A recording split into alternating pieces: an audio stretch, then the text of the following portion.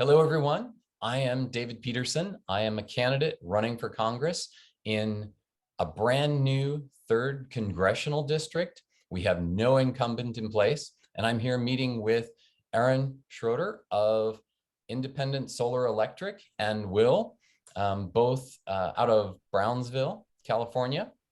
Gentlemen, please introduce yourselves. My name is Aaron Schroeder. I'm the owner-operator of Independent Solar Electric. It's a sole proprietorship, and I specialize in solar, off-grid, battery backup, and generator systems. I've ran the company for just a few years now. I have a 10-year background in solar panel installations, off-grid, and energy backup systems. Fantastic. Will? My name's Will Buck, retired U.S. Army. Got into the solar world approximately 4 years ago. I've got electrical experience going back to the early 2000s and absolutely love the solar battery backup world, making clean energy and keeping the grid a lot more stable for the customers. Fantastic. I really appreciate you guys meeting with me today. And the purpose of this interview is so that I can ask you specific questions about today's existing solar policy and what those impacts are on your clients and prospective clients moving forward. So again, just a little bit formal as we started, but let's make this casual and just whatever anecdotal stories come to mind. That sounds great. Aaron, what are you thinking? It just seems like as far as solar and PG&E goes, PG&E is very much a monopoly in the state of California. There's no competition. I've spoken with other customers that have come from out of state, Texas, other states like that, where they have electrical companies competing for your business, much like cell phone companies compete for better rates. And with PG&E set up in the state as they are, as a monopoly, there's no other choices for people to go with besides trying to set up their home with solar as an energy saving device. It's really an appliance that saves energy. It's an investment that customers put money into that pays for itself and makes money after the system's paid off. And under the current PG&E energy agreements, it's working for people. It's working as an investment, and it's working as a money-making application. Mm-hmm. The changes that are coming up that they want to propose, it's like playing Monopoly with a kid who keeps changing the rules. Mm-hmm. And it's not fair to the customers. It's not fair to any of our constituents in the entire state. I'm just hoping that we can raise awareness here and get folks to catch on and recognize that it's time to start fighting back, because it's not fair. I mean, pretty much everyone in California can take a look at Google Maps and see their neighbors that have done a solar install, and the solar install covers about 20% of the rooftop, just a little tiny spot. And the restriction is you can only install solar that matches your usage. And to me, that just seems ridiculous. I mean, what about the other 80% of my rooftop? That can generate electricity too. And why can I not use that area to generate electricity? I had to put on a new roof to install solar, right? Because my old shakes and shingles that were 45 years old just, couldn't handle it. So I put a new fire safe roof on, and, that's a good idea. And I did it specifically because I wanted to install solar. But that just doesn't seem fair to me that I can't install as much solar as I want. There's no restrictions on how many vacuums I can buy.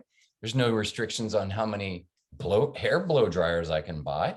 I mean, why are we subjected to these impositions from the utility company, our competition?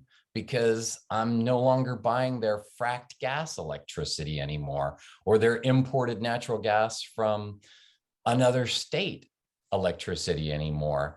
I mean, just because I'm not buying so much of their product anymore, they want to penalize me and they're charging me these extra fees on my bill. It doesn't make sense.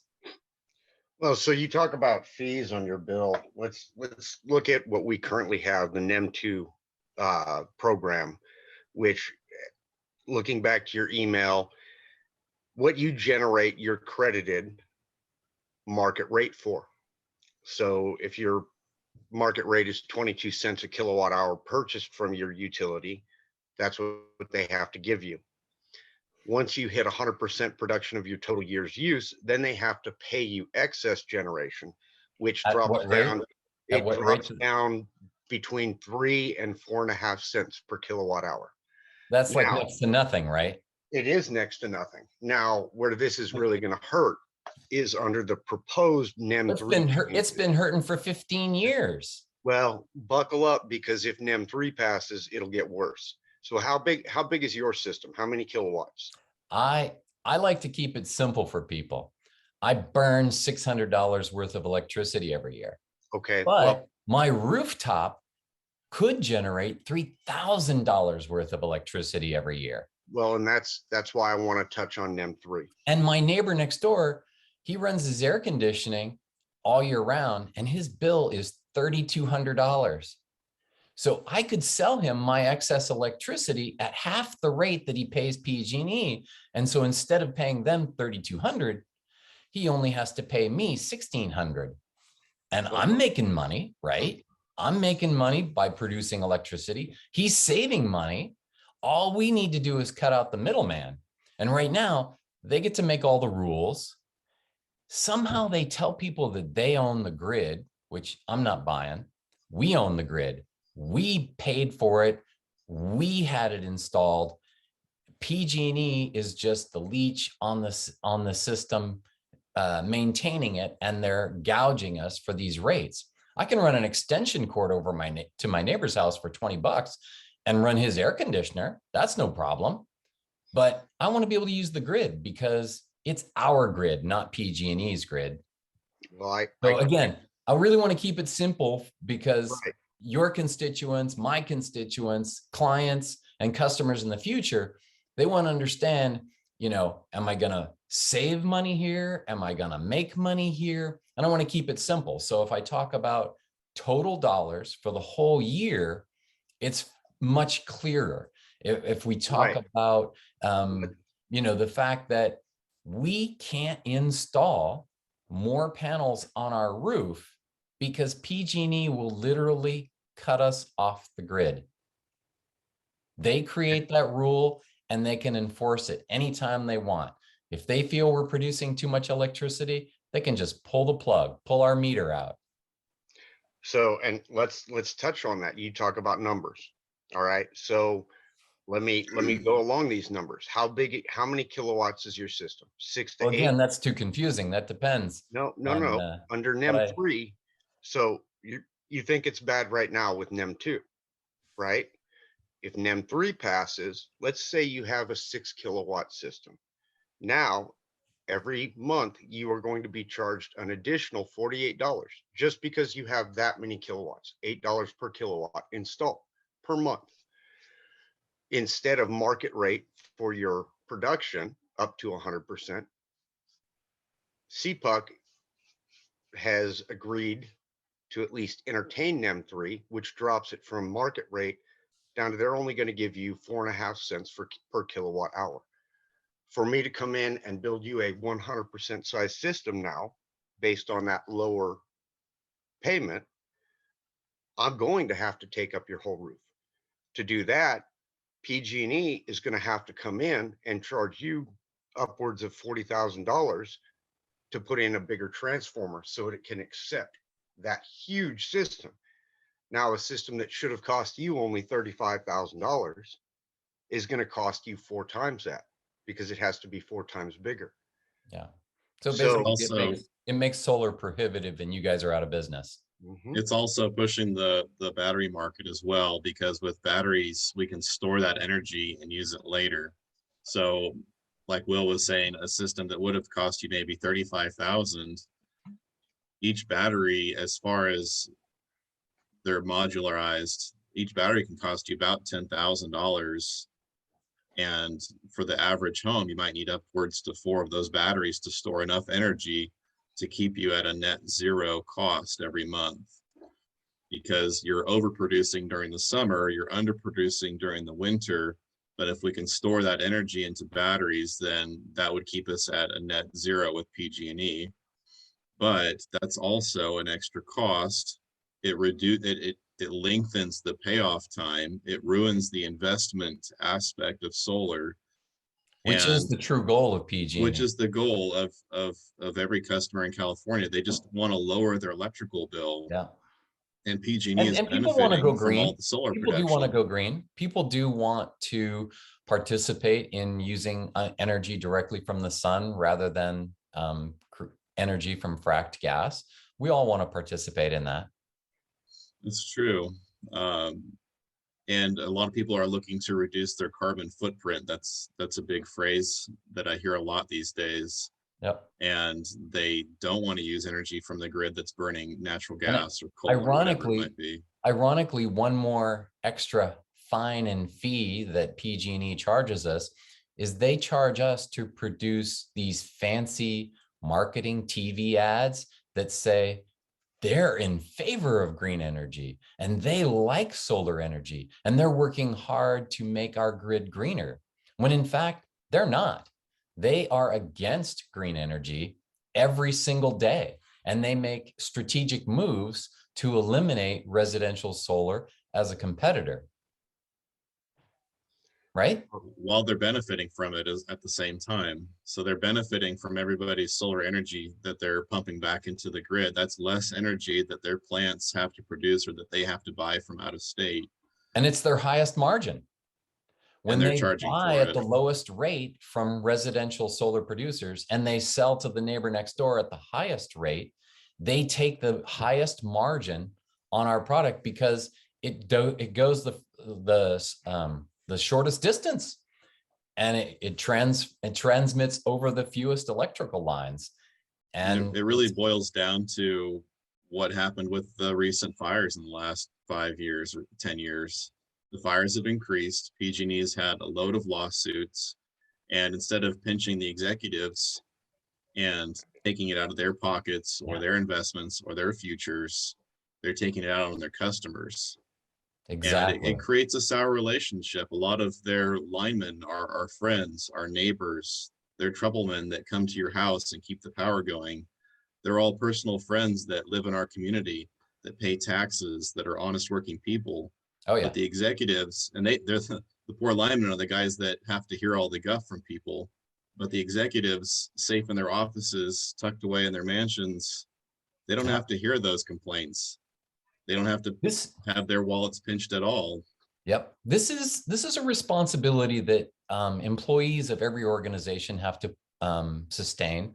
I mean, if, whether you're working for a company that dramatically pollutes the environment in Ecuador and destroys the local economy and kills lots of people, or blows up a neighborhood in San Bruno because they don't maintain their gas lines.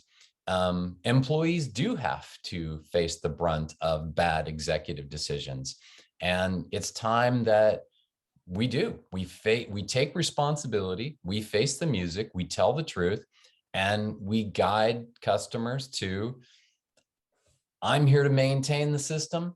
And yes, I have executives in my organization that make bad decisions and do bad things. And we're all in this together. It's us against them. We need to take action. We have an assembly member in the California legislature, Kevin Kiley. He's our incumbent, and he will speak to these facts. He will speak to the monopoly actions. He will speak to what they do wrong and how they rip us off. And he will blame Gavin Newsom. And then he will say, but that's all we can do. he won't take it another step further. He won't challenge Gavin to hold PG&E accountable, both for ripping us off on residential solar and ripping off every other customer that is not allowed to buy that electricity at half price. And for the fact that Gavin Newsom lets them get away literally with murder when they burn up our neighborhoods, our homes, and our families. And that's where we need to come together and stand up and say, we're not going to take it anymore. We need to fight back. We need to tell them the policy that we want, whether it's in an organization or we're running out of time. I have 10 minutes left, Zoom tells me. So we can easily wrap this up, no problem. So I'm challenging Kevin Kiley, he's our incumbent, to follow through and take those extra steps to challenge our legislature to change their policy. Stop supporting the corrupt monopoly PG&E, start holding them accountable. And we need to do it for your business, for your customers, and everyone in California. Yeah, because what it's going to do is it's actually pushing more people off of the grid completely. This year alone, I've had probably a 30% increase in new construction homes that have access to PG&E, but say, I want an off-grid system. I don't want to pay those guys with their unreliable power networks that get shut down because they can't keep their lines safe and keep charging me more money every single year. So as an off-grid specialist, I'm getting a lot more calls, a lot more quotes of people that just want to say, heck with the grid. I'm going to go off the grid completely and they're not going to get a dime from me. And then secondly, I've got people that live in neighborhoods I've got a quote for a building in Oakland right now, the city of Oakland. It's a tenant building. He has 9 tenants. He's got solar on the roof and he wants to take the entire building off the grid completely. Excellent. That's where PG&E is heading with this. They're going to pinch people so hard that there's going to be, the electrical Boston Tea Party, and we're going to say, no, we're going to go off the grid completely, and you're not going to get any more money from us. Then what are you going to do? Excellent. I hear the entire town of Greenville wants to do the same thing after PG&E burnt their whole town to the ground. Yeah. Yep. It's the right thing to do. And we should fight back in the legislature. We should fight back when we get a chance to elect new candidates for office. We need to, solar's not on the ballot, right? So people have to do their homework in advance and find out who's in favor of residential solar and who still supports paying subsidies to the fossil fuel companies. Believe it or not, in this race, we have a candidate and he calls himself a Democrat and he still wants to support subsidies. It's crazy. Another thing that could be easily done is communities, Nevada City, Grass Valley, creating their own microgrid, have county or city purchase land, megawatt solar install with a megawatt battery system. Yeah. Generate during the day, power during the day, oversize the solar, keep the batteries charged up at night. Yeah. Batteries distribute to the grid. PG&E is doing it. They don't want us to know so much because they're benefiting off the solar big time during the day and night by doing so. And it boils all the way back to, what are they going to pay you or I, the homeowner? So MCE is doing that commercially, and I was involved in getting that program set up where every customer in those communities, pretty much most of the Bay Area, can buy commercial solar at half the rates that PG&E gouges us for. And that's what I want to do for residential solar. I want every residential solar customer to be able to move into exactly that program that you just described. And no more extra steps for every municipality. Everybody gets to participate in it. So even if you don't buy solar and put it on your house, you get to buy electricity at half the price PG&E gouges you for from those residential solar producers. We need to get PG&E out of there as the middleman where they're gouging us. I completely agree. Thank you. Thank you both very much for joining me. I appreciate the time. I appreciate talking to you. It's great to hear, on the ground impacts for you, for your customers, and obviously the looming crisis of new fines, fees, and restrictions that they want to put on residential solar producers. This is our opportunity to fight back. And ironically, they're helping us to raise awareness, and people are stepping up and reading the facts and saying, wait a minute, why are we putting up for this bullshit from PG&E? It's ridiculous. Agreed. They're pushing people away. The more they try to charge and pinch the pennies and put a tax on the sun, the more they're going to push people into not wanting to pay anything at all. Yeah. So thank you both. Thank you, Aaron. Thank you, Will. Much appreciated. Pleasure to meet both of you. And I hope to see you. I plan a trip through Yuba County. I'll try and stop by and see some of your great work. Sounds great. Have a great one. Thank you. Thank you. Sir.